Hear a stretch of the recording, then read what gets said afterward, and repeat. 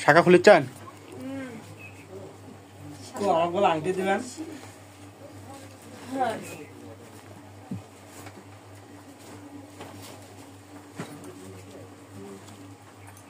আংটি কে নিল আয় এটা ধর তাড়াতাড়ি দিবার চাই আবার কি না না আমি তো বলিনি এই তো ঢুকাছে হাতের মধ্যে ফাইন মানাছে না ভাই এগুলা আমার সব ড্রেসের সাথে ম্যাচিং করা একটাও হবে না